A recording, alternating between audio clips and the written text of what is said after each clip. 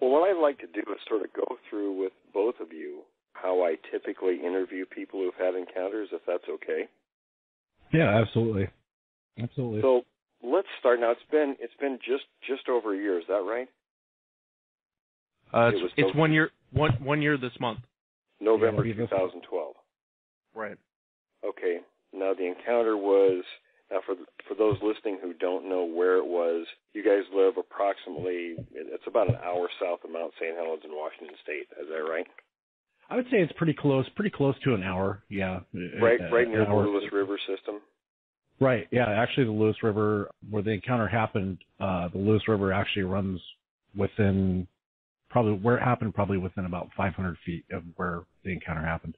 Okay. So before we go into the encounter, now this is a question for both of you. What was your knowledge of the subject of Bigfoot prior to that day? My knowledge of it was I'd seen the Patterson film, of course, like everyone else in the world, unless you're living in a cave. But I'd seen that. I think I'd read maybe 2 or 3 accounts of people who've had encounters. That was about it, really. I mean, I wouldn't say. I mean, that would be about it. You know what I mean? It's not like I went to forums. I really didn't have a knowledge of what Bigfoot was, or I'd read encounters like I call them Pooh Bear stories, where like Bigfoot saves someone's life, stuff like that, but not a whole lot of information. So what was your general impression of the subject then? My impression of it was that living out here, hunting, seeing all of the open areas, my impression was it could be possible, but I was pretty doubtful, but I was still open-minded to the fact that something could be out here. It could be possible, but I guess for the most part, kind of treated it like UFO stories. Right, you sort of believe it if you see it. Right, exactly. But you're not against it. I wasn't against it by any means, but I wouldn't say I was really a big believer in it either. Woody, how about you? What was your knowledge prior to that day? Well, as far as my knowledge, it was next to nothing. Well, I mean, I hate to say that. I didn't have much knowledge. Wes, I hate to kind of repeat what you said, but I did see the Patterson film. I can't say that I was as open-minded as Wes. I mean, him and I had a couple discussions. You know, I mean, we're brothers. We talk about everything. Okay. You know, I had seen the Patterson film. I heard the Sierra sounds, but other than that, man, I really didn't know much of anything. Okay. Now let's move forward to that day. Basically, what were you guys doing that day? It was actually that night. I had been out of work. Woody was working as a longshoreman, so he wasn't working a whole lot. A few months prior to that, our grandfather passed away. A few months prior to that, our father had passed away. We were just kind of night owls, decided let's go out for a drive. Let's just get out and go talk about life and complain and moan about all our stresses going on and just everything going on in life, basically, is what we were doing. Woody, what caught your attention that something unusual was occurring? Well, you know, Will, I mean, as soon as Wes and I, we had parked, we had sat there and Wes and I were having a discussion. The first thing that we noticed was happening was there was noises, footsteps. There was also a very weird feeling, almost kind of like we were being watched. But the thing that really kicked it off, we started hearing some noises, and that's kind of what kicked the whole thing off there. Now you were parked, so you were just having a talk, and you started hearing noises of something moving around the vehicle. Yeah, that's correct. Yeah, we were parked close, kind of. Or... Well, at first they weren't real close. We didn't know. At first we thought it could be maybe deer, because we were in the middle of the woods. It's not uncommon here in the Northwest to have deer or elk come walk right in front of you. That's kind of, and I think Wes will probably agree with me on that. That's kind of originally what we thought was happening was that, well, we're going to see a deer or we're going to see an elk. It turned out that wasn't the case. Okay, well, go ahead. I don't know which one of you want to take the ball, but go ahead and walk me through the following events. Wes, why don't you go ahead? You're better than I am. I tell a story and then Wes always has to retell it. So go ahead. No, I mean, what had happened, so we pulled up. The first thing that I had noticed was that it was dead silent. I mean, it was quiet. There was no forest noises at all. It was completely silent. So we're sitting, Woody had gotten out of the car, and I had told him to get back in the car. But when we were sitting there, you could hear, it sounded like footsteps coming towards the car on Woody's side, on the driver's side, and they sounded pretty heavy. and it sounded like it wasn't trying to be quiet, and it was walking towards the car. It got kind of creepy because every time we would stop, and like Woody says, is it a deer, do you think? Do you think it's a bear? The footsteps would stop. As we're having this discussion, off to my right, we hear another set of footsteps coming towards the car, but they sound much lighter than what's on the driver's side of the car. Again, the footsteps, as soon as we'd start whispering, both footsteps would stop, but they were coming in towards the car. We were facing kind of this decline, kind of down into this game trail. We couldn't see a whole lot the way we were facing. In front of the car, we heard another set of steps, and it too was coming towards the car. All three of them kind of had a different walk, I guess is the best way to describe it. And I couldn't really place the animal. Is it a bear? Is it a deer? It sounds like a person. It sounded like a person to me. But what's throwing me off is if I couldn't see the way we're facing, how could they see and walk seamless through the forest towards us? Before you go on, let me ask, what were the light conditions at that time? Now, this was later in the evening, well after dark, right? Mm-hmm. Right. It's 2 o'clock in the morning. 2 o'clock in the morning, and what were the light conditions? Was there a moon out? Was it cloudy? It was a clear skies. There was a full moon. Being November, all the leaves were off the trees, so there was it was wide open. Behind us, the moon was coming in, and so actually behind us, you could see a lot. It had lit up the whole area that we were at. But the way we were facing almost kind of a decline. We really couldn't see anything. So it was more dark that direction. It was a lot. It was really dark. Okay. So we were actually facing north, Will, and the moon was coming in from the south. Okay, I see. Southeast, I believe. Yeah, southeast. And so the way that we were pointed down the hill, it was completely dark. You almost couldn't even see your hand in front of your face. But behind us, the moon was coming up. Behind us was somewhat lit up, but in front of us, we couldn't see a whole lot. Okay. So then what happened next? So we were sitting there, and Woody had said to me, hey, should I start the car? Should I get us out of here? I didn't want to provoke a fight. I thought everything was going through my head. It's not a bear. It's not a deer. There's no people doesn't make sense. Military doesn't make sense. So I'm trying to figure out what's going on. So I'm telling him, don't do anything. Don't start the car. Don't do anything. I had told Woody to, because we couldn't see that well, to just close his eyes and give me a count. Tell me how far away that one on the left is. And every time he moves towards the car, basically count it off. Tell me how far away you think he is. And I'm going to do the same for these other two. And let's call it out. And we both had pistols in our hands at that time. I kept telling Woody to keep it down low. Don't point the pistol out the window. Just keep the pistol down low. We counted off to about 15 feet. And that's when we heard the thing come up from the rear of the car. The only thing I can liken it to is it sounded like just a big guy crawling on his elbows and knees, because all the leaves. So on the road that we were on my side, because if we had pulled off on the right side of the road, on my side of the road there was a pile of leaves, and you could hear the thing just coming through the leaves. It sounded like a bulldozer just coming through the leaves towards the rear of the car. I guess my first thought was that this is a distraction. That sounds really retarded, but my first thought was, this is a distraction. Something's trying to distract us to the rear of the car. I honestly felt, the time we were sitting there, I felt like our problem was off on Woody's side. It sounded the biggest, and I really thought that's where the threat of whatever these things were, that's what our problem was. Not the rear of the car, until it kind of dawned on me that we're boxed in. Right, because you could hear it on multiple sides. Yeah, we could hear it on the front, both sides of the car, and now coming up to the rear of the car. As it was coming up towards us, it had growled. It was probably about 20 feet away or so. It had growled at us.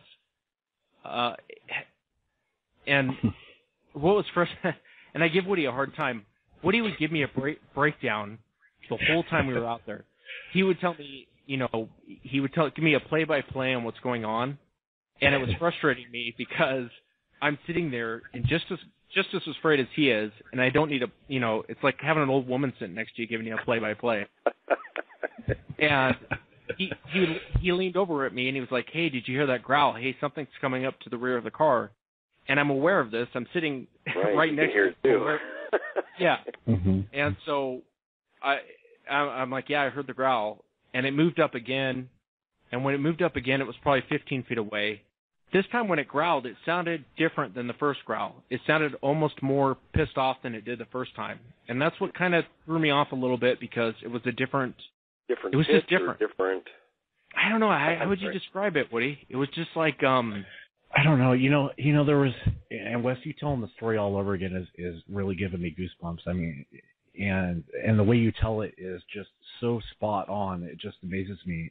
Like I said, it's giving me goosebumps. But well, you got to imagine this. We don't know what it is. We hear this thing in the back, and then it starts growling at us. And the growl that I heard is something that I've never, ever, ever in my lifetime have ever heard before. Not a bear, not a cougar, or anything. No, absolutely not. Wes and I have Wes and my other brother. We have another brother, Greg, and we've spent many times in the woods hunting for deer and elk, and we've seen bear. We've came upon bear. Well, we actually, I kept asking Wes, what is it? What is it? What is it? What is it? And I kind of felt like that guy Jeff Corwin, when he's on the show and he's like, what is it? Look at this, look at this, look at this, and that's kind of what I was, I didn't know what it was. I didn't know what to think. Yeah, I guess to answer your question, well, I don't know, maybe like a different pitch. The only way I can describe it is it sounded more pissed than it did the first time. Like the growl sounded deeper and longer. Deeper growl, yeah. Yeah, deeper and maybe a little bit longer than the first one. And it got closer.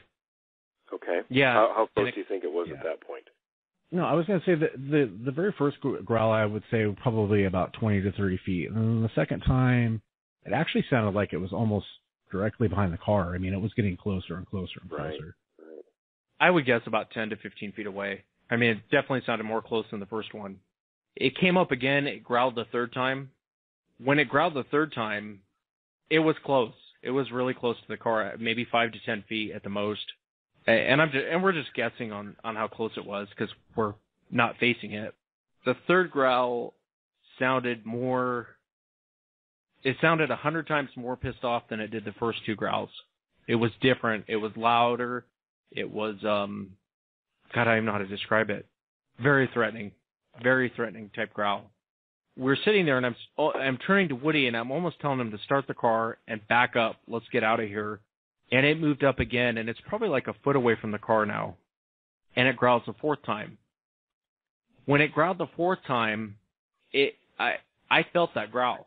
It's hard to describe that, but Woody's comment after he caught his breath, because I felt like it sucked the wind out of me, and it might have been fear, I don't know.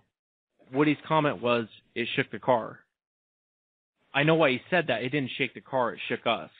Right. But it was that powerful of a growl when it hit us to where, I almost kind of felt paralyzed. And again, it might have been fear, I don't know, but I almost kind of felt paralyzed after that fourth growl. It came up again, and it's probably like inches from the back bumper. And when it growled the fifth time, it felt like being hit with a baseball bat. It's the only way I can describe it. I don't know if Woody has a different description, but it sounded like a demon growling in your ear, and it felt like being hit with a baseball bat. And I remember after the fifth growl, we were both kind of leaning forward. I was kind of having a hard time even talking. I was trying to motion to him, start the car, get out of here, and I couldn't even hardly talk. And Will, you got to think about this too. So by the time the fifth growl happened, Wes and I had already had guns loaded, cocked, loaded, ready to go. The same growls. Wes, I don't know how to say it. You almost nailed it. You said we were kind of paralyzed, and we were. It was like we didn't even know what to do. But yet we had tons of ammo, we had tons of guns, we had rifles in the car, we had pistols in our hand, and yet we did nothing. We did absolutely nothing. It's almost like we couldn't even move after that. Well, I can relate to that experience. my own first encounter with two Sasquatches was very similar. The feeling was very similar. Only I didn't have the growl. Thank goodness. Yeah, the growl, when I went to bed, and I had said it before, but for 2 weeks after this incident, I hardly slept. I rarely slept because I couldn't sleep. Every time I put my head down, closed my eyes, I would hear this growl. And I had nightmares for like a month and a half after this whole thing. I had a hard time just going to sleep at night. What happened after this fifth growl? I finally pulled it together. I told Woody, I told him back the car up. Back up slowly, do it cool, turn your headlights on. And I'm thinking we're leaving at this point. So he starts the car. he turns his headlights on. He backs up the car slow, turns the car around, and he drives maybe like 30 or 40, 50 feet, and he stops the car and turns it off, but leaves his headlights on. I'm kind of floored by this because I'm thinking we're leaving now. We're out of here. I have had enough of this. I figured he's had enough. And so he drives about 30, 40 feet, and he stops the car. So now we're facing the direction we can actually see everything. The moon's coming in. It's lighting the whole area up.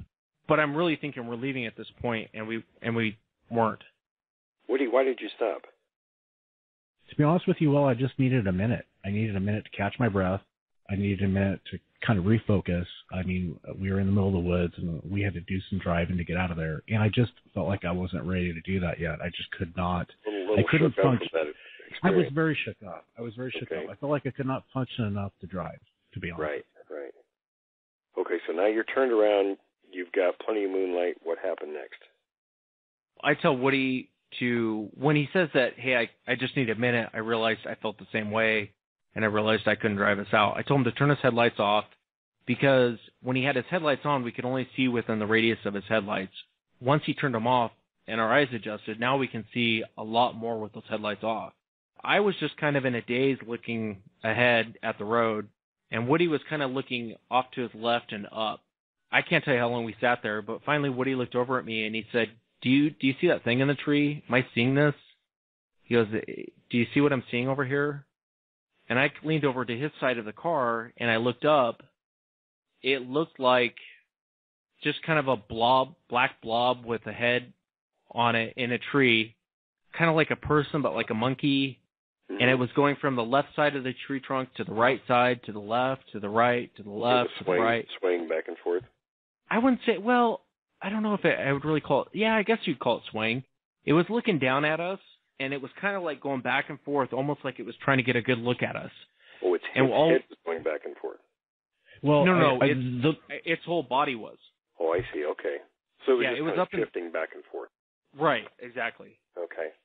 I just looked at it, and I'm watching this thing going back and forth, back and forth, back and forth. I finally sit down back in my seat. I mean, I don't know what to say at this point.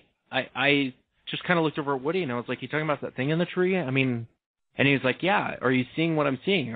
Is this really happening? And so we both looked back up, and it's gone. Whatever was up in that tree was gone. And I would say it was a little bit bigger than me.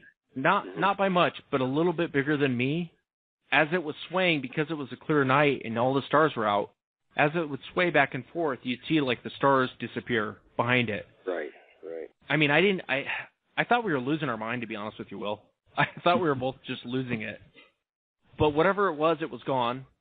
And then I still had my window cracked at that point, and off to my right, there's a tree line off to my right. It was Woody's side. Now we're turned around. So this tree line is on my side. My window's cracked probably 2 or 3 inches. And I could hear this breathing. And it's hard to describe the breathing. The breathing sounded like, I mean, I've said Darth Vader. I've said like a fat guy that just got done running a mile. It would breathe in just as hard as it would breathe out. So it would inhale just as hard as it would exhale.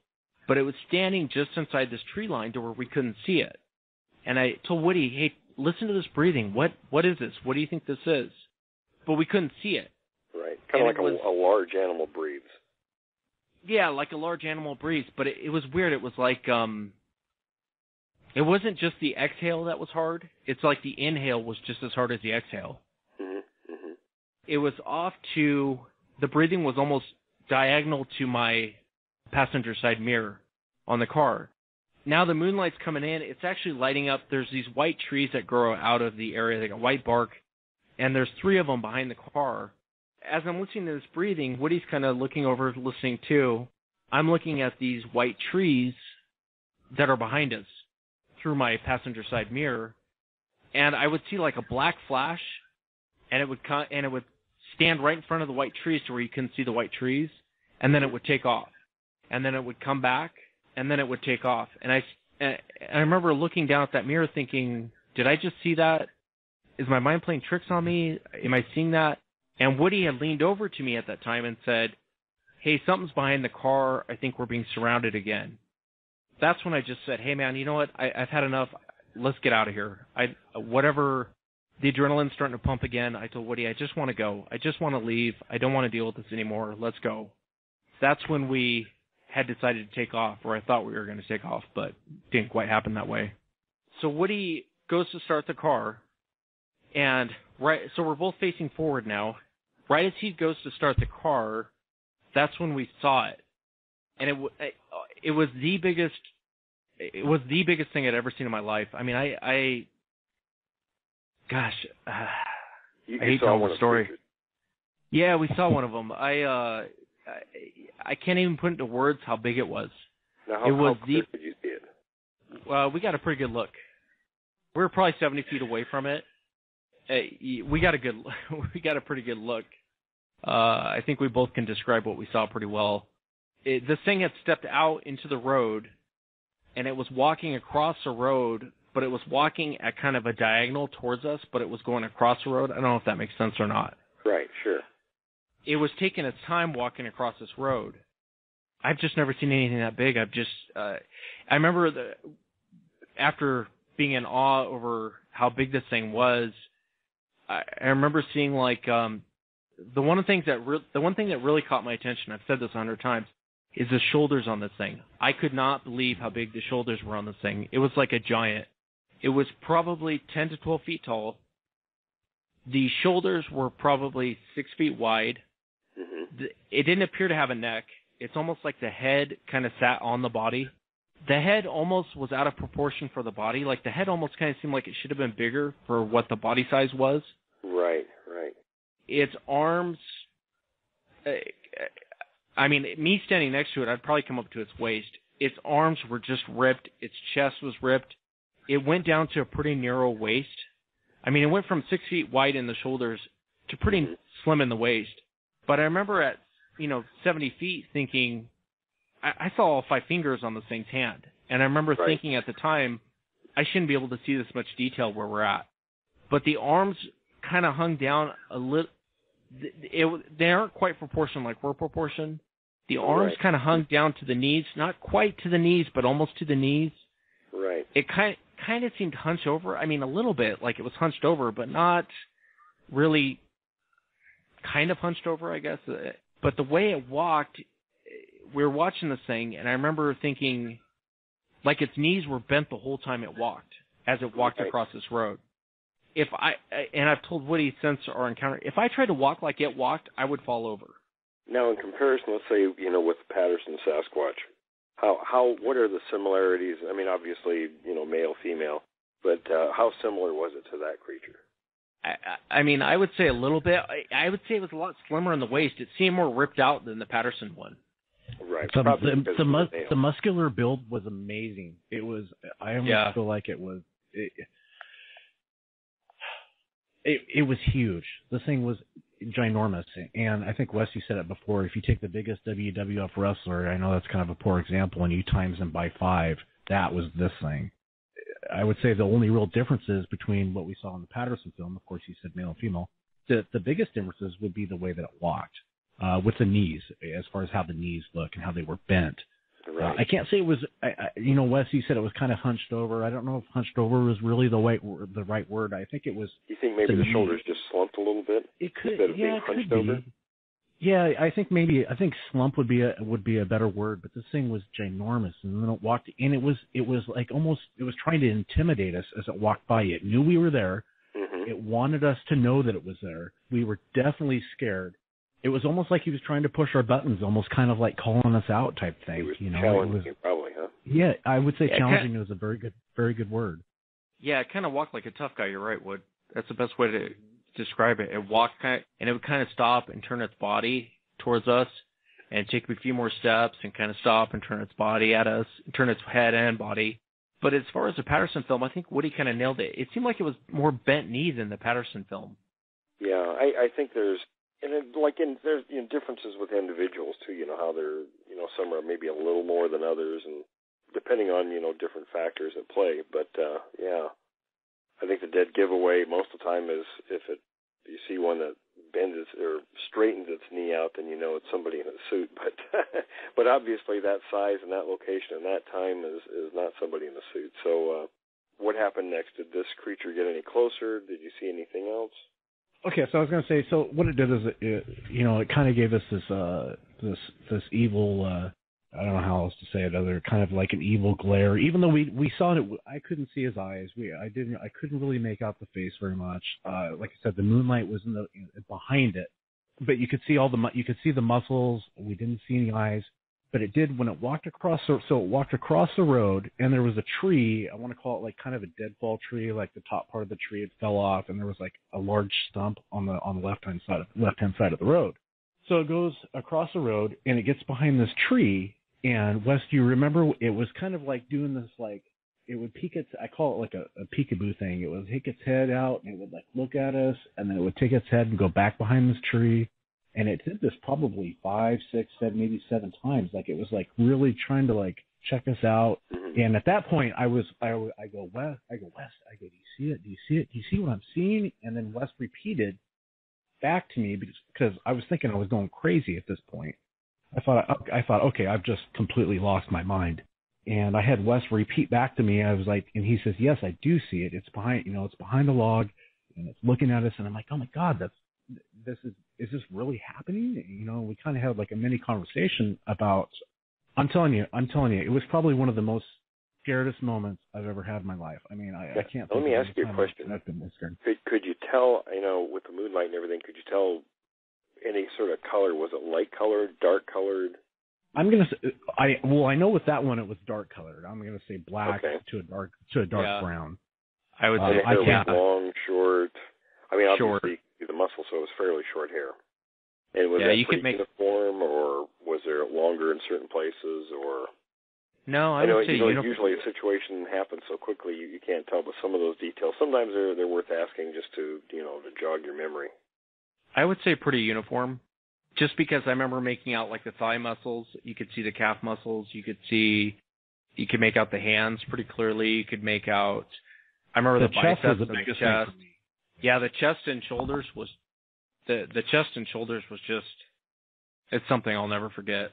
and the reason I asked that is because you guys know that I've spent many years in that area and had my second sighting not far from there, and the one I saw was about that same size, but it was a gray one. There was another one approximately the same size that was either black or very dark brown. So, but anyway. So now, this one it was peeking at you, checking you out from behind the tree. What happened next? Well, I would say it was peeking at us, but I would say it was kind of, from what I saw and what I remember, is almost kind of like it was thinking about charging the car. And I say that because it was shy. It wasn't being shy, no. Okay.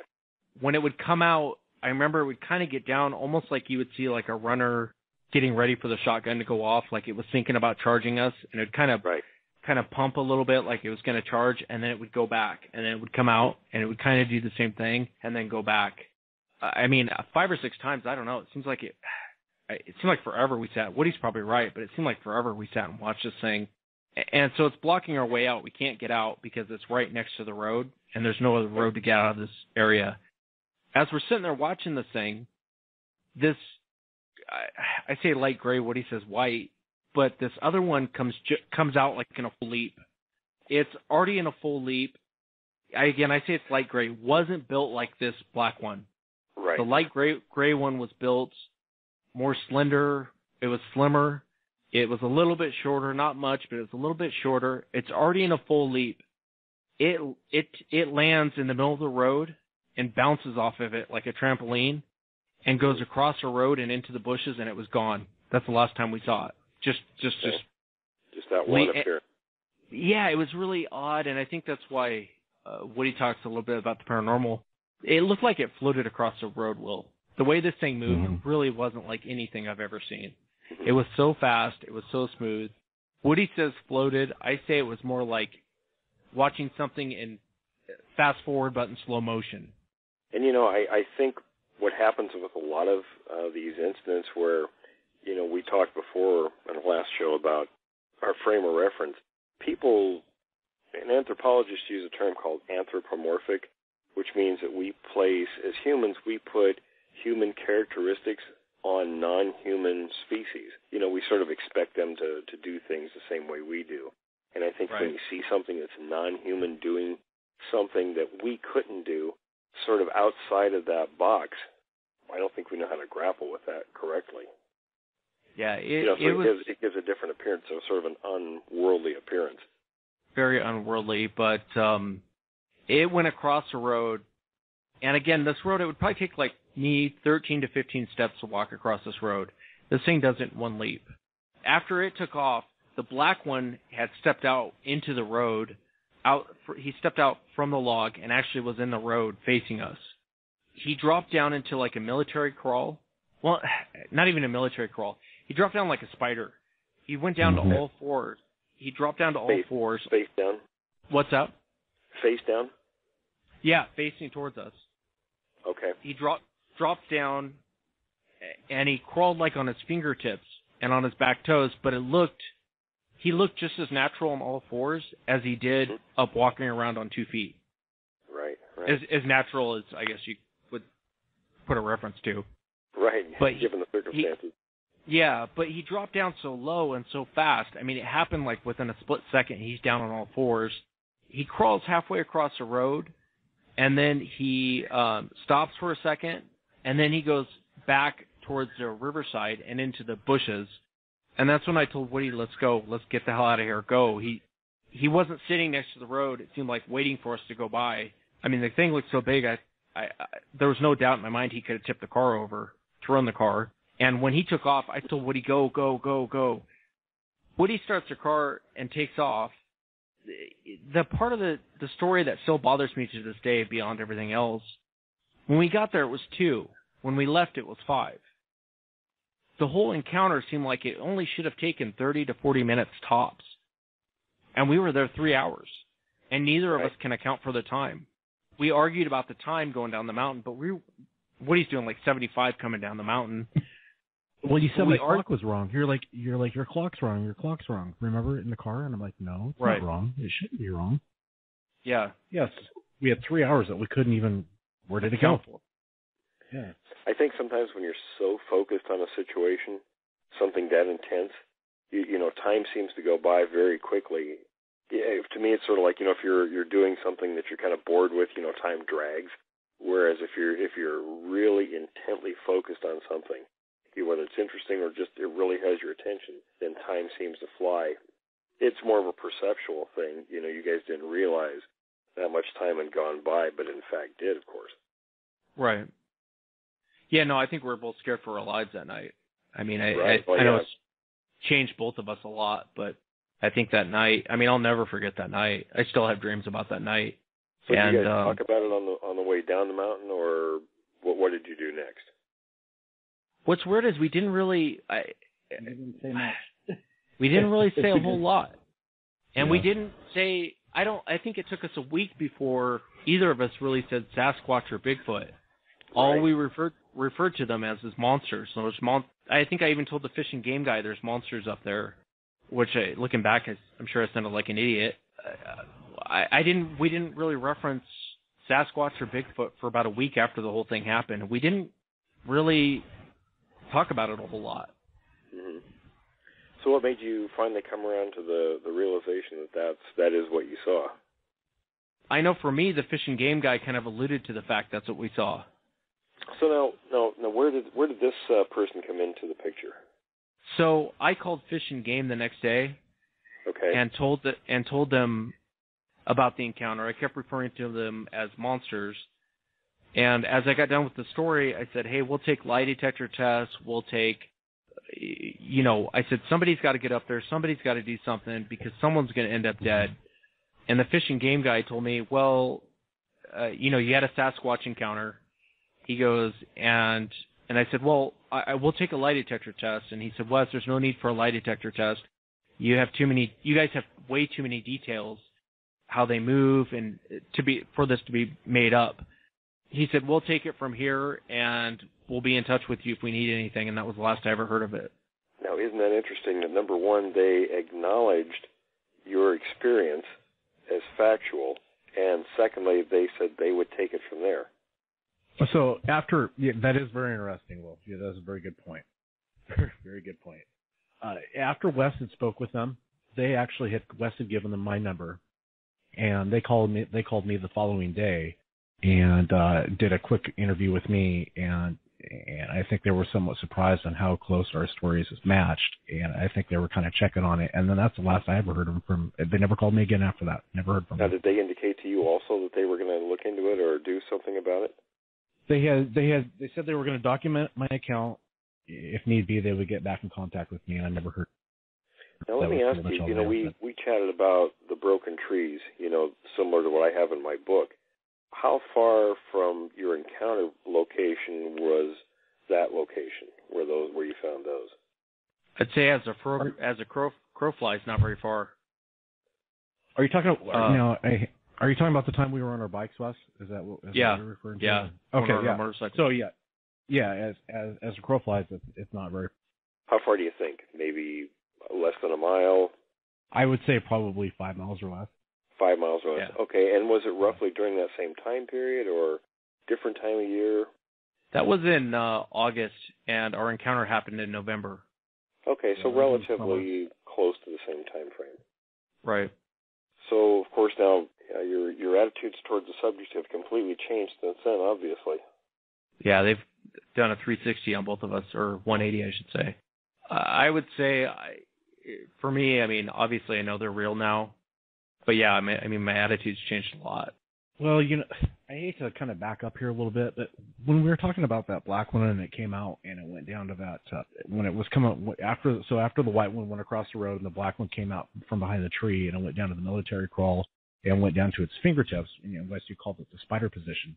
One of the biggest things that really stuck in my mind, Will, and you'll hear me talk a lot about, I feel like it's a paranormal thing. I still don't have all my questions are not quite answered. Right. And the reason why I say that is because the way that the thing went down, this expression on prior shows, it was almost like Transformer-like. It was unnatural. Mm-hmm. It dropped to almost like a puddle. Like water would just drop to a puddle, right. And then it was on its fingertips. And then I also think, Will, that the question that you asked too was it face down? Well, Wes said facing us, but no, the face was not facing down. His head was tilted towards us, like looking at us. Right. Well, that's what I meant. If it went down, with its chest facing the ground, not like a crab walk. Yeah. Well, right. It went all the way down. Yeah. Chest down. Yeah. Okay. Chest down. Yeah. Right. Chest down. And the way that it moved on its fingertip, it wasn't like how humans, like if you go down and you're going to crawl on the floor, you go down with one knee and you stick an arm out and you stick your left arm out right. and maybe your right arm and then another knee and then you crawl. That's not how this happened. It was like down all at once and down to fingertips, and it was I don't know, it was the craziest thing I've ever seen in my life.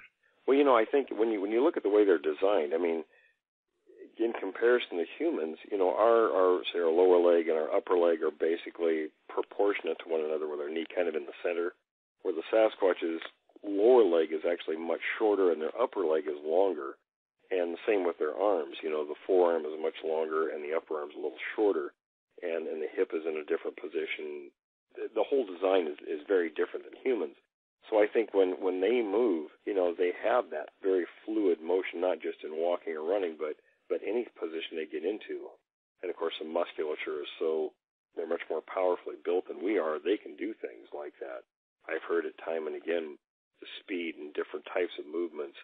And it's really difficult for most people to kind of wrap their heads around that. Yeah, you're right. The lower leg from the knee down is a lot shorter. Right. Shorter. Mm-hmm. And it allows them to move much differently. Yeah. Well, they move differently. You look at how gorillas and chimps and those kinds of animals move. They're kind of the same way. They do things so much differently than we can because their mechanics are different. And I think the Sasquatch is the same way. Their mechanics so much different than ours. They can do things that we can't possibly do. Yeah. I guess what I don't understand from the encounter is what was the deal? Were they that big one obviously wasn't allowing us to leave. It was really obvious he wasn't going to allow us to leave. And maybe that's just my impression, but that's the way I feel after watching him. I still knew there was other ones around us, but I knew that big one we weren't going anywhere. Right, and that's kind of the impression I got from the story too. And I believe that's the same group of creatures that we investigated back in 89 and 90 in that same area. The individual that intimidating you guys was probably what I called at the time. I wouldn't say it was a young adult. It was probably more like, in human terms, say, a 17 or 18-year-old. At that time, it was about 7.5 feet tall. It had very particular behaviors towards people in Yackhold. So I think that was it, just sort of the way it was. And by the time you guys encountered it, of course, it was a full-grown male, middle-aged at this point, and probably very aggressive. I think it had aggressive tendencies back in 89 when the Goldhammer family first encountered it, and it did other things. And there was a gray female with that group at that time also. Witnesses saw that one. So, and there were 2 younger ones. So there were 4 in that group at least, that we encountered. And I knew, from what you guys told me before, that it was the same group. That makes sense after you say. You know what, Will? That makes so much sense after hearing you say that, because, Wes, if you think about it, after I backed up out of that little game trail thing where we were headed downwards, and I backed up, did the 180, and we were facing the opposite direction, we had one to the left for sure, one to the right for sure. We had the big one in front of us, and then we had, I call it like, I want to say a female. I can't tell it was a female, but it was much slender. It didn't have the muscular build. Right. There's 4 right there. There's 4 right there all at the same time. Yeah, and the family, you see, now this group, now normally Sasquatches won't, it's rare when they're all together close like that, because usually when they go into a feeding area, they spread out, and usually have 1 to 5 miles between each other, so they can feed without sort of encroaching on each other. I mean, they really need to maximize the amount of food that they take in. That group will seem to come together more often, especially if it's in that area for some reason. And there were 4 in that group, we knew for sure, because the male was seen multiple times, many occasions, and he did things. He would follow people right up to the house. He herded young Nick in that situation twice, and he did a lot of weird things. I told the family a month after their initial sighting to watch for a female, because I found 2 sets of tracks of young ones that were a 9-inch set and a 12-inch set. And they said, there's probably a female, keep your eyes open. Well, one night I was in bed, they called, and it was standing in their yard in the bright light that they had on a pole out there, just watching the house. And it fit exactly the same description you just gave. It was kind of on the thin side. It was very tall. They said not quite white, more gray, but, sort of in that range. And I went there, got there and found 16-inch tracks in the yard, so that it definitely was there. Fast forward 23 years later, here's the same group. They're all adults at this point, and they're still, I think, even more aggressive than they were 20-some years ago. So let me ask you this, Will. What's your opinion? It sounds like through age they're getting more aggressive. I mean, from the say. I think that particular group is, yes. And I will say that Wes and I were and if you ask Wes, you can get him on a one-on-one conversation. He will say he was scared to death, and I will say the same thing. We had made the comment before on other shows that we were possibly on the menu. Do you think? I think so. Do you think that we were? Do you think we were in danger? What do you think would have happened if we would have got out of the car? If it might have played out differently? Do you think? Well, here's what I've come across through many. I mean, you can look back at some of the old encounter stories, many that I've interviewed, and happened to myself as well. We had a group around us outside of Fort Lewis on the Nisqually River back in 1976.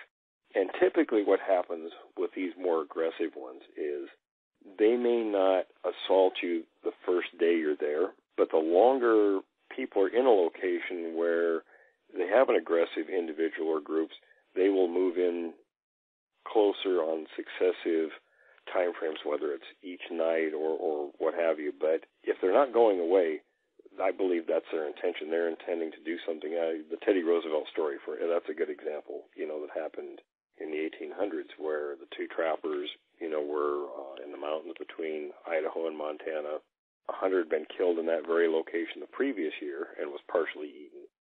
This thing came into their camp the first or second night. They shot at it, and it didn't run off. It stayed across the creek and was making all kinds of horrible noises over there.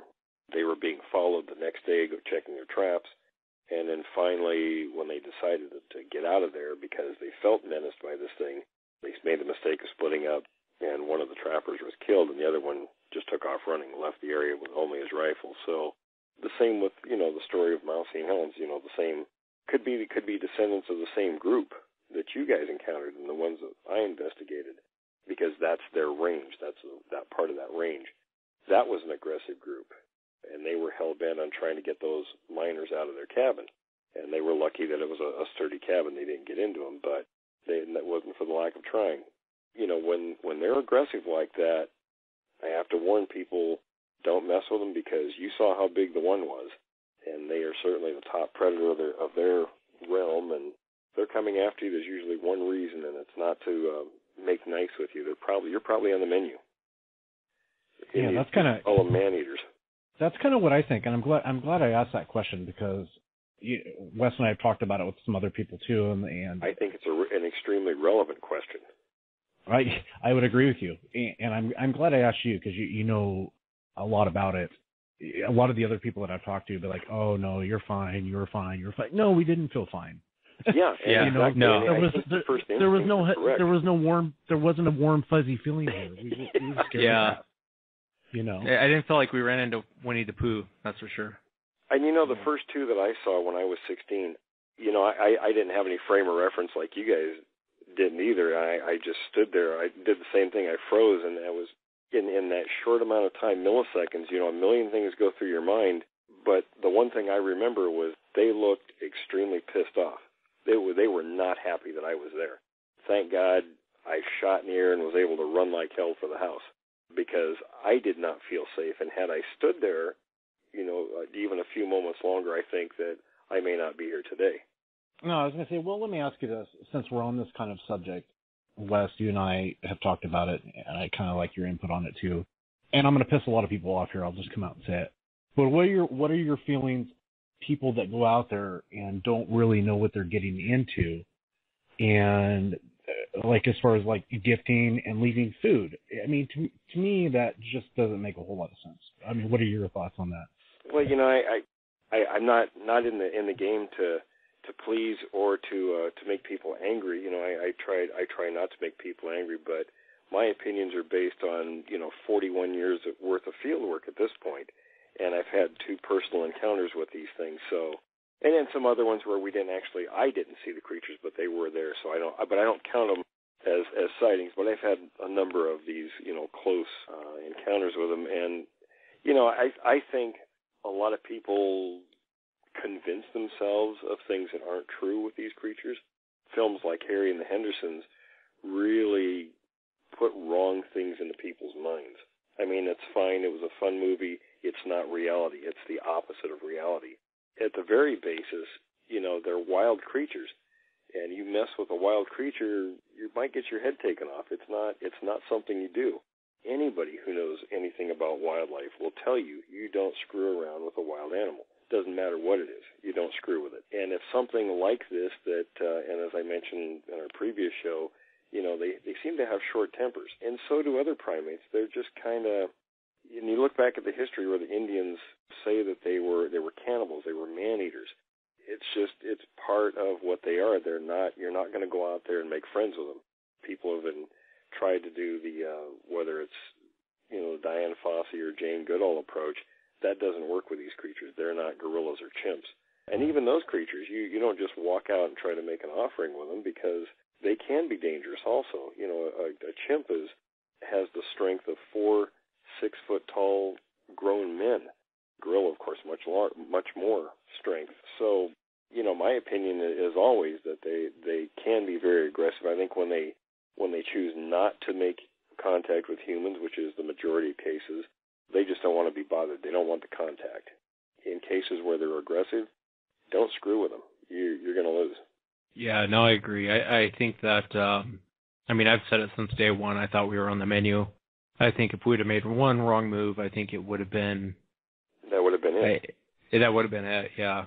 And I think, it's like I've said before, I think shooting one of them when there's that many around us, that would have been it. Yeah, so they would have tore you up. Yeah, so I think we made all the right decisions given the circumstance that we were in. And that's what I was trying to do, is try to keep everything cool. Even though when we came off the mountain, that's when my panic mode kicked in. When the fear's gone, I was in complete panic mode. But looking back, I think it would have turned out bad for us. I really do. Kind of mentioned, made me think of stories like the one Wes sent me. Now, Woody, I don't know if you read the story about Cowman. He doesn't read. Sorry, Woody, I didn't have a video to send you. Well, without going into that story, that story, that's very typical of what happens in these kind of situations. And without going into detail, the creature was around that small home or farm, like they do sometimes. They'll focus on a place where there's easy food. The pigs were taken one night, and there was probably other things that it was getting from that location. Whoever wrote that story put their own 2 cents worth at the end about, well, perhaps it was just it was trying to soft pedal the creature's fixation on the little 4-year-old boy.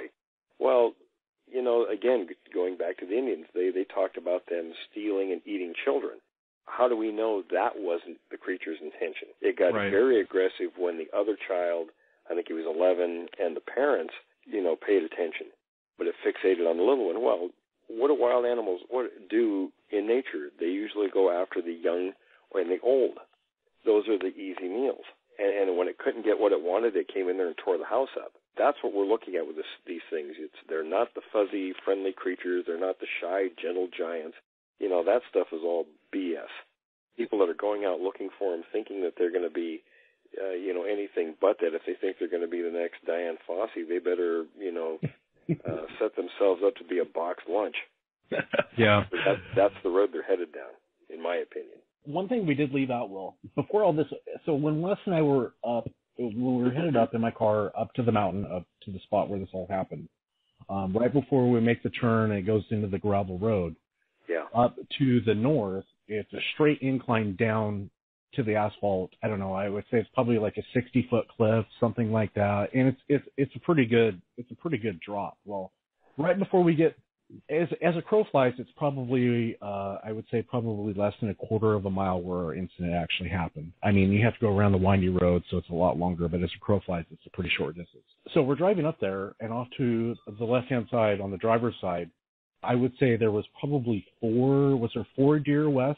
It looked like 4 or 6, something like that. There was a handful of deer that were running down the mountain for their lives, and they went right in front of. We almost hit them. If I would have been 2 seconds faster, I would have nailed all these deer, and it looked like they were running for their lives. So they weren't even paying attention to your car. No, they weren't. So I don't know is it a possibility that maybe we came upon these Sasquatches maybe possibly hunting? I mean, I don't know. Well, it's what they do after dark.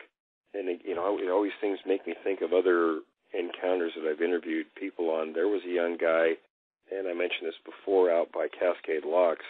Actually, the location was called Wyeth, and I don't think it's even on the map anymore. It used to be a small community many, many years ago, and it's gone now. But these two guys were, actually, let me back up a little bit. I was out with a couple of friends. We were hiking around out near Stevenson, and I kind of got tired of the old guy from Carson, who was the local Bigfoot guy out there, and he was a kook. He kept telling us, he'd have these things for us to go look at, and they always turned out to be nothing. So I got disgusted this one day, and I saw a couple of guys riding dirt bikes. So they came up and stopped to say hi, and I said, well, I'm a Bigfoot hunter, so have you guys heard of anybody that's seen anything? Just kind of threw it out there on the table, and instead of laughing, one of the guys says, well, a friend of mine saw one 2 weeks ago.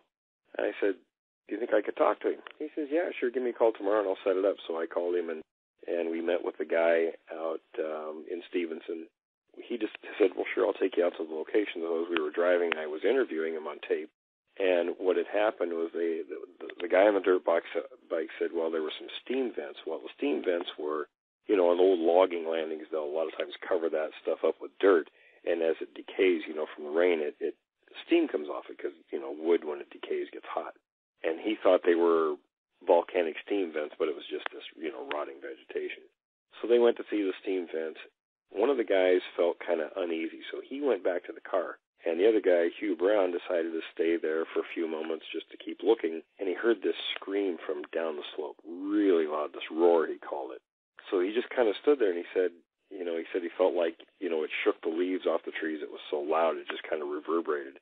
And this happened a couple times, and he could hear it getting closer coming up the ridge. And at one point, in a clearing down below him, he said maybe 60, 70 feet, he actually saw this thing come through, and he thought it was a bear because, the head was, so thick and the shoulders were big. He said he just kind of had a quick view of it and then he didn't see it because it was moving, and then this deer popped out in front of him, totally oblivious to his presence, not afraid of him, and he said he could have just reached out and touched it.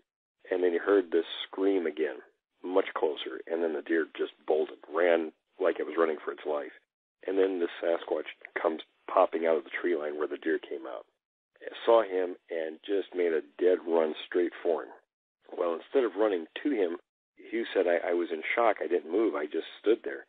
I didn't know what this was. So the creature was on a little slope just below him, maybe 10 feet, ran up and stood right in front of him and stared at him. And he says, I was just frozen with fear. I just stood there and looked back. And he said it looked at him for a few minutes. He said it kind of looked bored, then it turned to its right and just walked off into the trees. And then he took off running for the car. It may have been this competition. Maybe it felt like it was in competition for the deer, because obviously it was hunting, or maybe there was another Sasquatch nearby that it was herding the deer into a trap. And I've actually interviewed hunters who felt like they were being led into a trap. One individual, for instance, and this was up kind of in the area towards the Suisun, as a matter of fact. For those who don't know where that's at, that's east of the Yale Reservoir on the Lewis River, not far from town of Cougar. He was up there hunting, saw this thing, and he followed it, and was going to continue following it. It sort of didn't move too fast, kept turning around to see if he was there, then he saw another one hiding behind a log. So that's when he decided it's a trap, and he beat feet back to his truck. So, there's some things that do happen where, either there's hunting deer, and in that case, they probably were hunting that group of deer. Yeah, that's kind of what I was thinking too. We didn't bring that out earlier, and I just wanted to get your input on that. That's exactly what I think they were doing. Do you think the one that came out and that guy was face to face with it, do you think because he didn't run, the Sasquatch was possibly thinking this is going to be too much trouble trying to get this guy because this guy doesn't seem to be afraid, even though he was terrified? Sometimes they do mock charges like gorillas do. It's a sort of an intimidation, and if you run, they're going to turn you into a pretzel. If you don't run, then it's sort of like you sort of call their bluff. And it may be, that some individuals aren't as aggressive towards humans. They'll do things like that. But, you can't take the chance either. I mean, you're not going to outrun one, so I'm not sure what you can do in that situation except stand still. Maybe you'll get lucky like you did and just, you'll call its bluff and off it goes, hopefully. Circumstances where they'll run, and if you act like you're going to go away, when they go away, then they'll come running back. And I know a number of cases like that. Like they don't want you to leave. They'll toy with you for a while. I wonder what would have happened to the hunter. I mean, that's a pretty creepy story. I wonder, it sounded like an ambush that was being set up. And it kind of shows how trying to lure smart him they in as a meal, to be honest with you. And that's how he felt, too. Yeah, it kind of shows how smart they are. I can't think of too many animals that... Yeah, they're not stupid. I mean, they're not human smart, but they're not foolish either. No, they aren't. God, that hunter one really is... That's a creepy one. That was a creepy story, and it's not the first one I've heard of like that. It makes me wonder about all the people that you hear disappearing out in the woods, and they're never to be heard from again. Who's the guy that wrote the book? It's called Missing 411 or something like that. That's David Pilates. Yeah, I think he embellishes a little bit on a lot of those, but not all of them can be discounted either. Yeah, it definitely makes you wonder. Makes you wonder about people disappearing out in the woods. But over in the Clackamas River, I remember when I lived in Vancouver, it wasn't uncommon. And I don't know if you guys are familiar with the Clackamas. It's not that deep a river, really. In most places. It's not. And it moves pretty quick. Yeah, it's not. Yeah, I would occasionally hear people, experienced hunters or hikers just vanishing over there. And they would say, oh, they probably fell in the river and drowned and disappeared. Really? that river's studded with big rocks. Why didn't they wash up on the rock someplace? They would just vanish without ever any trace again, and it happened way too often. Well, I found out over in that area, and it's not, we talked about, let me back up a little bit. That area had plenty of sightings, and it's not that far from where they would regularly be seen swimming the Columbia River between there's a little town when you go outside of Washougal on Highway 14 called Skamania. It's just, one building that sits there. Can't remember what little community about the same size on the Oregon side there is, but right there, for many years, local residents would say they knew these things swam the river back and forth. Well, over in that area, if you keep going south, is the Clackamas River, where all these disappearances are. So there's plenty of not direct evidence. And there was a plane wreck, a friend of mine said, up in that area on Mount Hood, not really that far as the crow flies, where I don't remember how many people went down in the plane, but every one of them disappeared up there. No bodies were ever found. They found the plane wreckage, no bodies. And you have to wonder what happened to all them. Yeah, and for people who aren't around from this area, the Clackamas River, God, I can't even imagine it. I can only think of maybe a few areas that you might drown in, but that river's not that deep. It's not, and it just didn't make any sense. Whenever I would hear that on the news out of Portland, I would think, are you kidding me? How did the bodies just disappear? I mean, yeah, if they hit their head on a rock, well, they're going to get stuck against a boulder somewhere. I mean, the bodies are going to be found pretty easily. How did they just vanish? And somebody that's experienced it, and there was always people, and of course they're foolish to go by themselves. I tell people never, ever go alone. Whether you're fishing, hiking, whatever, never do it. And in my mind, of course, I always say, well, if you fall and get injured, or then cougar attacks are getting more common, but just don't go alone. In my mind, of course, it's these guys. They're gonna eat you if you're out there by yourself. It's not every time, but you never know. There's always and I used to call them the rogue individual, but the more you look at these situations, it's probably more common than we might think. Yeah, I mean, even with our situation, I think that because I'm sure in their mind, they probably thought that we weren't afraid, even though we were both terrified. They were probably thinking that we weren't afraid of them because we weren't screaming and yelling. We weren't. Right. You weren't. No one was.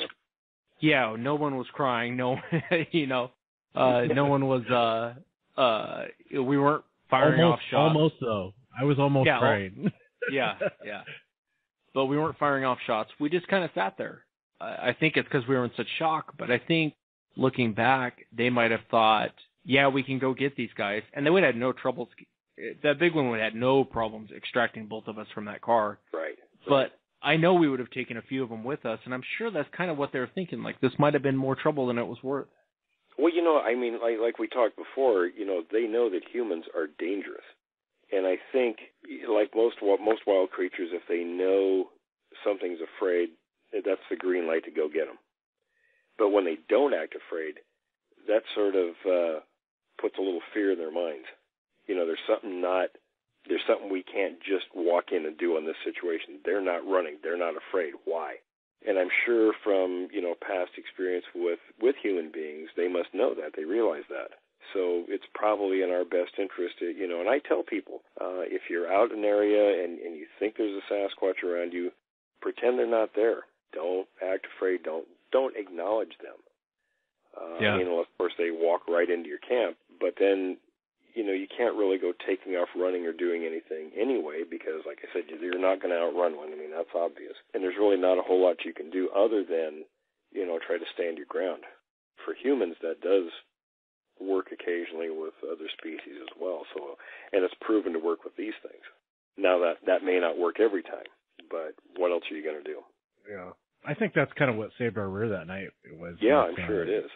We did.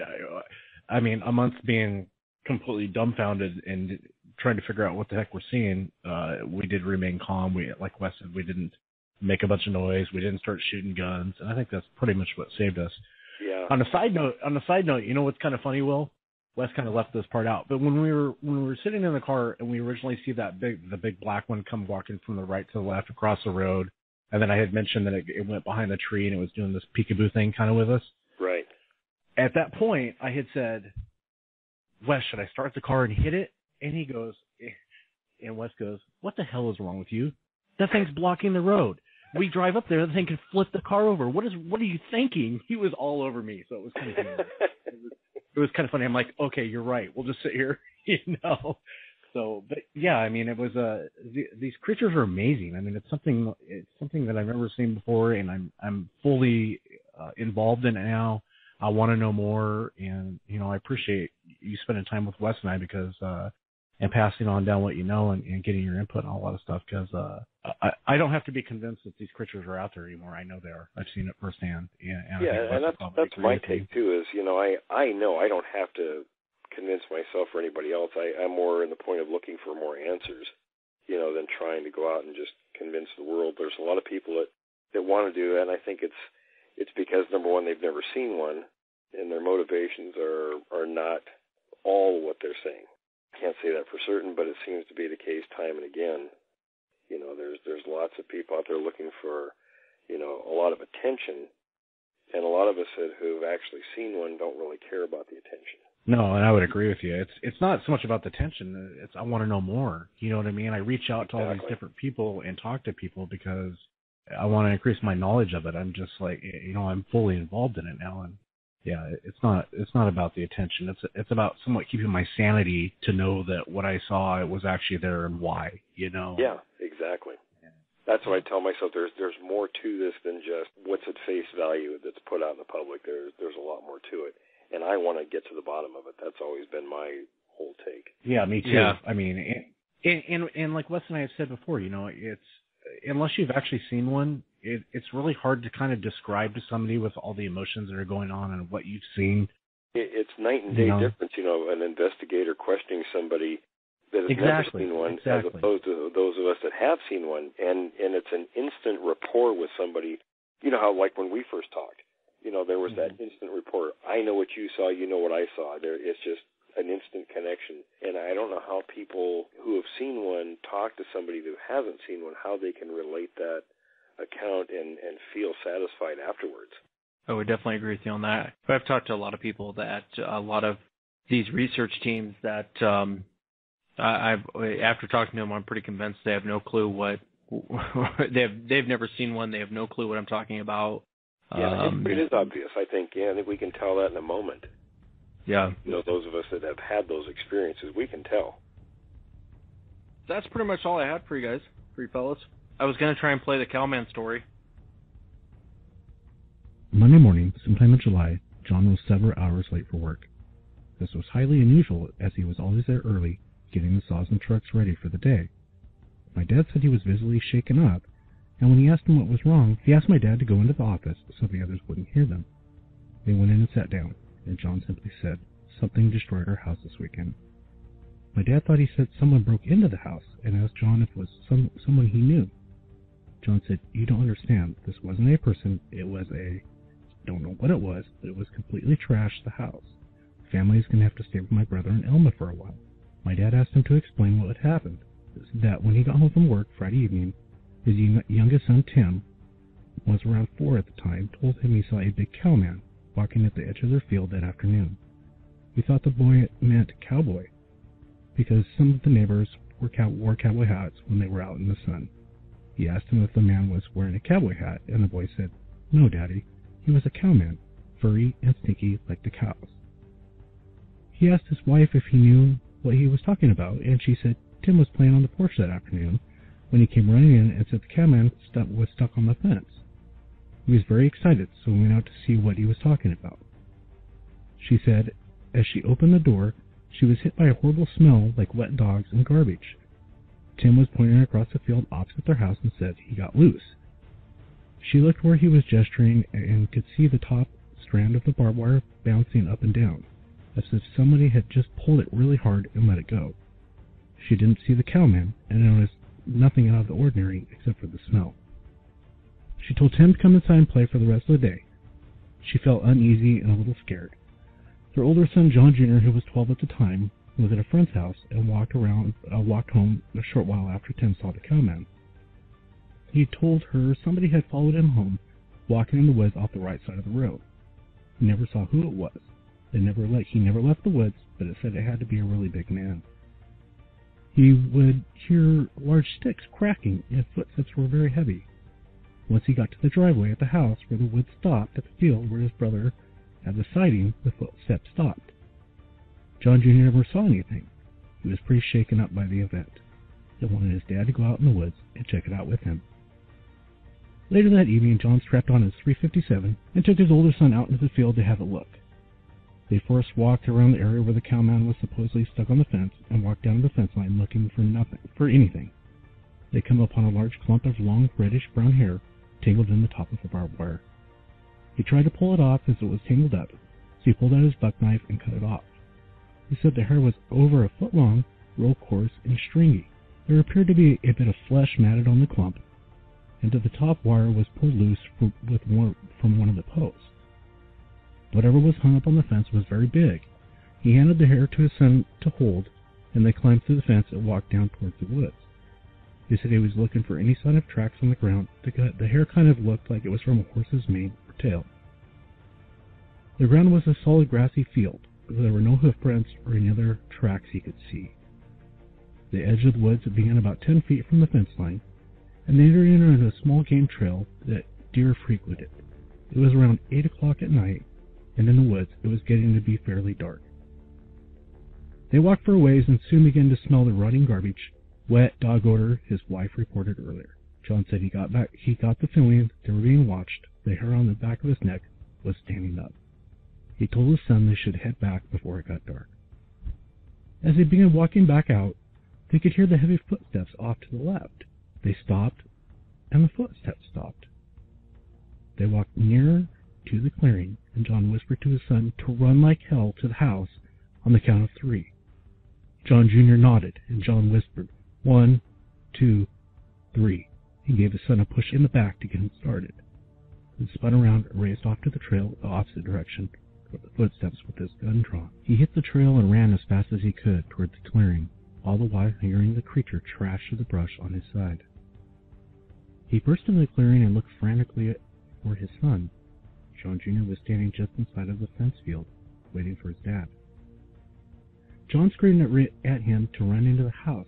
Then he saw the thing crash out of the woods about 50 feet to his left. It crossed a 10-foot clearing and stepped over the fence in 2 strides, and was running through the field parallel to his son in a matter of seconds. John screamed at his son to run faster and took aim at the creature. He didn't fire because he was afraid to hit his son or his house, so he vaulted over the fence and ran in pursuit of him. He could see it angling towards his son and knew there was no way his boy would make it to the gate before it cut him off. In desperation, he pointed the gun to the ground at the side and fired as it ran, hoping to scare it. It veered more sharply towards his son. It put on an enormous burst of speed. He heard his boy scream as they seemed to collide. He saw the creature dip its shoulder down a little bit, and suddenly John Jr. was airborne. He flew about 10 feet, then hit the ground rolling. The creature never paused. It continued to run at amazing speed, and it looped back towards the house, to the woods. Once the line of fire was clear, John stopped and squeezed off the remaining 5 rounds at the retreating creature. He was pretty sure all the shots went wild, but the creature never made a sound or slowed down, and he was soon over the fence and back into the woods. He reached his son, who was shaken up but not physically hurt, and he asked his dad if it was a bear. Apparently little John was so busy running for the house, and he didn't see the creature running after him. He said something big and black suddenly ran into him, and he felt a huge paw hit his bottom, and he said it felt like he was falling. John pulled his son to his feet and then ran to the gate and into the house, locking the door behind him. They were both out of breath and as white as ghosts. His wife was screaming at him, demanding to know what the gunshots were for and if they were all right. When he could catch his breath, he told her to make sure the back door was locked. He went back to call the sheriff. He went to the phone and began to dial the number. This was before 911, then stopped and wondered what exactly he was going to say. He hung up the phone, realizing what an idiot it looked like to tell the sheriff's office that the boogeyman just chased them out of the woods. He told his wife that it was a large animal, possibly a bear. He didn't know how to begin to tell her that her 4-year-old son was right. This cowman was real, and it was more frightening than anything he could imagine. He told them to keep all the windows and doors locked, and stay away from the windows. At around 10 o'clock at night, both boys were in bed. and John and his wife sat down to watch the news. They soon heard a loud moaning cry, kind of like the siren on the volunteer fire department. It would stretch out for a long time, and then end with a whoop, whoop sound. It was coming from the woods opposite the house. His wife asked, "What the hell is that?" John answered truthfully, "That is Tim's cowman." He then described to her the full details of what had happened, and she immediately wanted to call the sheriff's department. He persuaded her that that would be crazy, or would sound crazy, and that he would handle it himself. She reluctantly agreed, and told him that she didn't want either of the kids to go outside until this thing was gone. The howling went on until around midnight. When it got quiet again, John wanted to stay up through the night and watch over the house, but he had a long day at work, and the excitement earlier had worn him out. They went to bed around 1 in the morning, and she had no further problems that night. They slept in that morning, and the boys were already up and watching cartoons when they got out of bed. The first thing Little John said was that he heard the bear rubbing against the house last night. He said he was too scared to get up and tell his parents, and fell back asleep soon after. Then Tim said, "The cowman talks funny." This stopped John cold. He asked his son, "When did you talk to the cowman?" Tim replied, "Last night in my room." John asked, "The cowman was in your room?" "No, Daddy. He's too big for my room. He talked through my window," Tim said, and turned back to his cartoons. "What did the cowman say, Tim?" John asked. "He talks funny. I don't know what he said. He talked like this. Ooh, ah, ooh," Tim said, and started making strange monkey-like noises. "Did the cowman try to get into your window?" John asked, breaking out in a cold sweat. "He's too big for that. He made funny faces. He has Lincoln log teeth," Tim said with a smile. John later learned Tim meant it had square teeth that looked the same size as the small blocks in a Lincoln log set. It apparently spent quite a while talking and making faces outside the boy's window. Tim said it lay down and went to sleep outside, and he could hear it snoring. John walked to his younger brother's son's room and cautiously peered out of the window. No sleeping cowman. John told his boys to get dressed. They were going to go visit their uncle in Elma for the day. Before they went to bed, he went into their bedroom and, with help from his wife, pushed a king-size bed as far from the windows as they could. They agreed that his wife and kids would all sleep in that bed for the night, and he would keep watch around the house. She had grown up hunting and knew how to handle a gun as good as him, so she insisted on keeping the shotgun in the room with them. He agreed. There was a full moon that night, and John could see the field across into the inky dark of the woods. The night air was filled with the sound of thousands of crickets, and the pond behind the house was full of croaking frogs.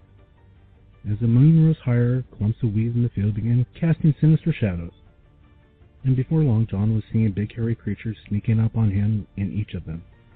He stood up and lit a cigarette, trying to shake the fear and concentrate on the task at hand, and he smoked and wandered to the end of the porch, and stood looking at the darkened barn. Something was different, but you couldn't quite place it. The front of the barn was facing the house was open, and the moonlight was hitting it from the side, casting the interior in deep shadows. He stood watching the black opening as he finished his smoke, thinking about the missing pigs. He then realized what was wrong. All the crickets and frogs had gone silent, and it was quiet. As he turned to walk back to the chair, he thought he saw a movement in the barn. He looked intensely at the opening and could not make out anything, then turned his head a bit to the side and saw what he looked like 2 red eyes hovering about 8 feet off the ground. He couldn't see them if he looked straight at them. When he averted his eyes a little, they became much clearer. They were a deep burning coal red, almost invisible in the dark. Every few seconds they would disappear when the creature blinked. His heart began thudding in his chest, and he waited for it to leave the barn and approach the house. He slowly backed up to his chair, never looking away, and picked up his .30-06. He walked back to the end of the porch and watched and waited. He stood looking at the blinking red eyes for what seemed like hours, and then the eyes would blink out and never come back. He watched intently, but could see no movement. He thought for a moment, then he grabbed the flashlight and shined it at the barn. The flashlight was too small to penetrate the darkness of the barn from this distance. He had to get much closer. He was none too keen about leaving his relative safety of the porch and confronting a glow-eyed monster in his barn, but he was damned if he was going to live in fear in his own house. He left the porch and began slowly working his way toward the barn, taking his time, building his courage up. He got closer and could still see no movement. He had gone further into the dark. He got within 20 feet of the opening, and his flashlight would now penetrate the gloom in the barn. He moved the feeble beam of light over the contents of the barn, an old tractor, an old pickup, boxes, and buckets. Too many places for something to hide, even something big. He cautiously walked closer, now shining the flashlight down the barrel of his rifle. He stopped at the entrance and shined the light all over, searching the corners and under the vehicles. He stepped into the barn, every sense straining for a sound or a movement. He walked around the pickup, tensing for a huge, hairy arm to reach out and grab him at any second. He made his way clear to the rear of the barn without seeing anything and slowly turned around to leave. He felt both relieved not to have encountered it in the dark, and especially in the barn, and frightened and somewhat confused about where it could have gone. As he was walking out, he glanced on the wide stairs leading up to the hayloft and then froze. He knew with completely certainty that it had climbed up those stairs and was waiting for him to walk out under the hayloft and jump down upon him. He couldn't move. He was literally frozen in fear.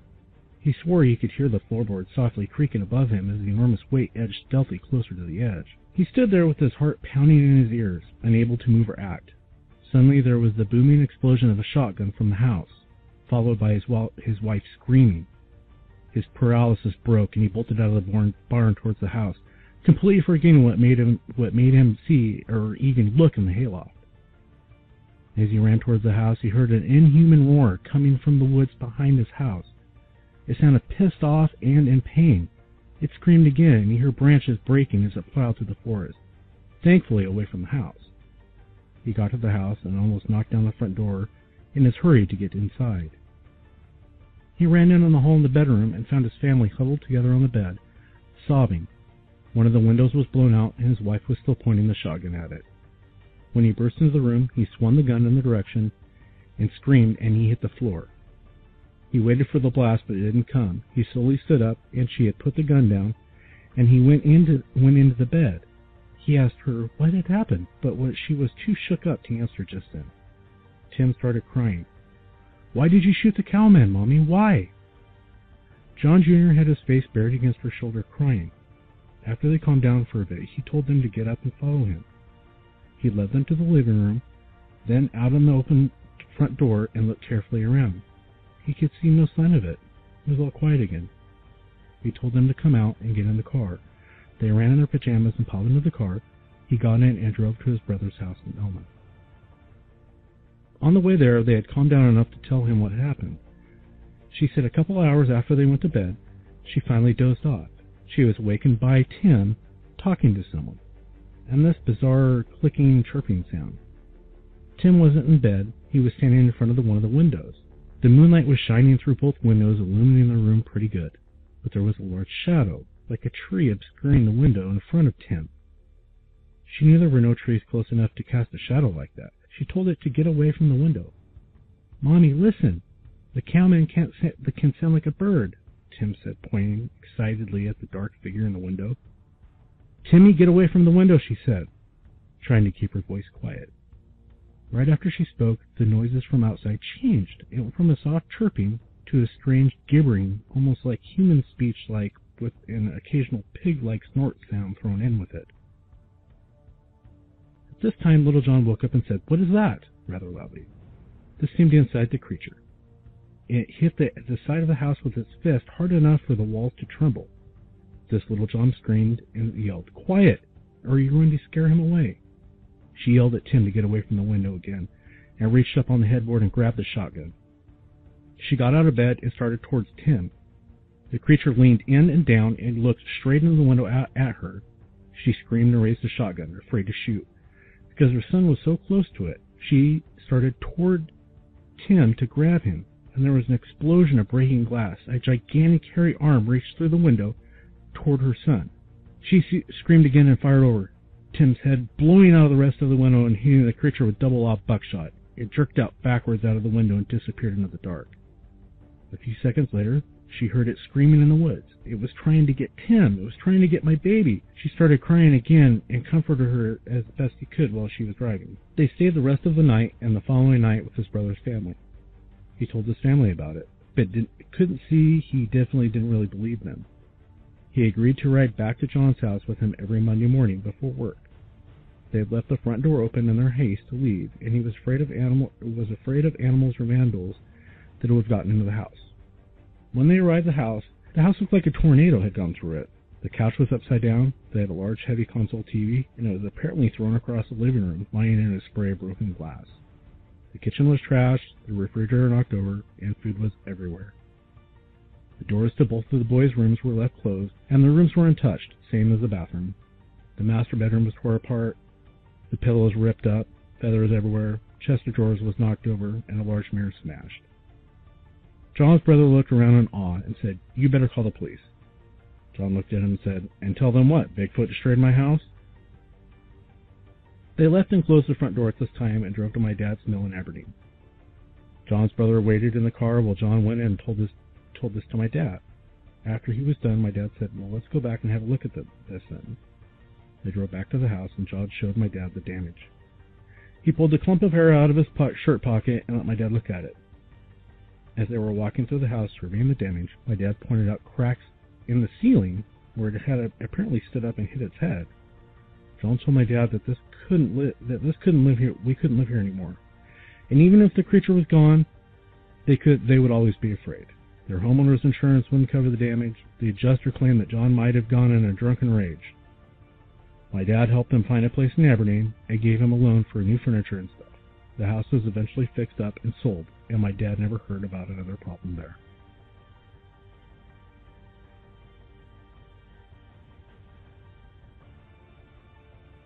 That people should have in the back of their minds when they want to go out running around the woods looking for a Bigfoot, they ought to read some of those. I used to tell people there was an old film, it was from the 70s, called Snow Beast. And I've got it on disc somewhere. It's a little cheesy, but it's in, it's a Colorado ski lodge, and they've got a Bigfoot that's eating people there. And I used to tell people, I said, I want that as my training film with new people in the group, because they need to have that mentality when they're going out to be aware. No doubt. Yeah. But stories like that one, Calman, that one is exactly right in line with that. And I've been trying to put more of those type of stories on my blog, to sort of give it that flavor, so people understand this isn't all, this isn't Harry and the Hendersons, and they need to get away from that thinking. Yeah. No, it's like your encounter that you're talking about with the hunter. Yeah. With the hunter being lured in. That's why I say, if someone ever went out and shot one, they better have a backup plan and a backup plan and a backup plan on how they're going to get the body out, because these things aren't just dumb deer running around. They're intelligent. Just because you might see the individual one doesn't mean they don't have other members of their group. I used to think, and because, the old timers, it was almost always a solitary creature being seen. Well, they didn't understand that it was just the one individual of a group, and the groups are usually 4 to 6 members. They're probably just a breeding family group in a range, and they're spread out. Instead of feeding together, they're spread out so they can get the most food, value from what they're getting. So if you were to shoot one, see, here's something else too. I found they use sentries. A lot of primates use sentries. In other words, they've got one that's kind of paying attention to predators that may approach the others while they're feeding. Now these guys, because they're spread out, when they scream, that's what they're doing. They're alerting the other ones in that area, that feeding area, that there's a predator, when it's usually people in that area. So they're telling them, hey, we got a threat, be on guard, basically. See, these other guys, they just don't have a clue. Nobody looks at behavior. Nobody even thinks about why they're doing what they do. They run around looking. It always drives me crazy. They run around looking for tracks and all this other bullshit. And tracks are fine. That just tells you, it helps you identify individuals. And they do all this other BS without realizing why they're doing what they're doing. It's like in Yakult, when I found the tracks of the young ones. There were 3 other sets of investigators, quote unquote, that went there before I got there. Nobody even thought about why the Sasquatch had its arms spread out to its sides, palms forward, herding young Nick back to the house. It could have caught him. It was just trying to make him go back that direction. Did it twice. So I said, well, did anybody go down to that in the line where this thing was going? They said, no, they didn't even care. I said, do you mind if I look? So we went down, and sure enough, under a big downed cottonwood tree, there was a dried pool with some dirt there, and I found all kinds of tracks where the two young ones were hiding in this location. I said, there you go. That's what it was doing. It was keeping the threat away from the young ones. It was pretty common sense to me, but nobody else asked those questions. They didn't care what it was doing. They only wanted footprints or whatever else they could take away with it to make themselves look like they knew what they were talking about. Yeah, and that makes sense. I mean, that makes sense why it would be hurting him away from the younger ones. Have you heard the roaring before, Will? Oh, yeah. Woody and I went back up probably a month later. Yeah, no, it scared us too. It was about a month later, and we went back up, and it sounded just like a lion just roaring, like something you'd see on TV, the lion roar. Similar, yeah. And you can it's deeper and louder. It's way deeper. Yeah, way deeper and way louder. But we heard this thing just roaring, and I remember telling Woody, like, it sounds like an African lion to me. I don't know what it is. I've never heard that out in the forest out here. No, there's no other animals that makes that noise in the Northwest. Yeah, that's the only thing I can liken it to. It's like a lion roaring, though. Even bear noises aren't like that. Not even close. No, not even close. Not even the same caliber. And this thing was probably, what, Woody, 2-3 miles maybe away from us? Maybe 2 miles away from us? Maybe not that far. Maybe a mile away from us? It's hard to tell. But it sounded like it was 300-400 feet away from the car, just roaring at the car. I mean, it almost vibrated our car, and I know it was farther away. It wasn't that close to us, but you could just hear the thing just going off. It's usually some kind of a pissed-off noise. It's not, because when they're hunting, they'll imitate other animals. The Indians called them ventriloquists, but that was a wrong translation to English. It was that they imitate. And that's what we found, the state trooper I know up and when the Puyallup Screamer thing was going on, he got the crap scared out of him one time. And he was a big guy. And he took his OT-6 in, he tracked, there were the three Sasquatch, the same ones that I found the tracks of the very first time back in 72, which was only, 6-7 miles away from where he found this. And what he found was he tracked them, and he found this spot where there were coyote bodies torn to pieces all over. And what they had done was they were imitating coyote noises. And they were luring him in, and when the coyotes got close enough where it was too late to run, they would snatch them up by their hindquarters, and 8-10 feet off the ground, they were smashing their heads on the alder trees, and they were eating them. They were tearing apart, eating them. And he said it scared him so badly he low-crawled out of there, hoping they wouldn't detect him. And this was a Washington State Trooper. I mean, when he told me that, I was just like, oh, my God. So we knew that that's what they were doing, and I've heard them. I couldn't even begin to tell you. I've never documented how many different types of noises I've heard these things make. Back in 89, 90, every night they'd come down off Yakult Mountain just screaming, bellowing. And that noise was so loud it would just reverberate down through the whole valley through that area. It was incredible. And they weren't afraid. They didn't care if anybody saw them. On the backside of that mountain where we had our encounter, there's like multi-million-dollar homes. Oh, yeah. And I've talked about maybe going up there and talking to them, because they've heard things, they've seen they had things. To. Sure. I'm sure things have happened up there. And I thought about it'd be kind of interesting to go up and talk to some of them. If they, once you go up and start talking to people, at least out here, they're pretty willing to talk to you about things. Yeah. You know what I'm talking about, Give Woody? it a try. Yeah, no, I do. Yeah, it would be on the north side of that mountain. Is that right? Yeah, it'd be on the north side. The other side. But they've seen things. They've heard things. Around that Yakult, it's amazing. I can't remember what year it was. Somebody told me from that area, where the little baseball field is downtown. They had some kind of a little kids. I don't know if it was Little League or something, but the bleachers were full of people this one afternoon. And somehow one of these things come down right behind it.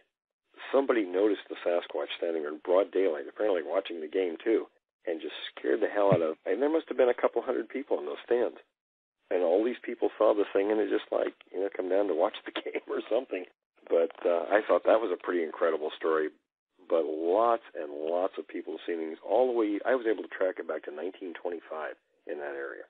Yeah, wow. I think there's maybe more than one group out here. See, there's the ranges either overlap or they're very close right over there.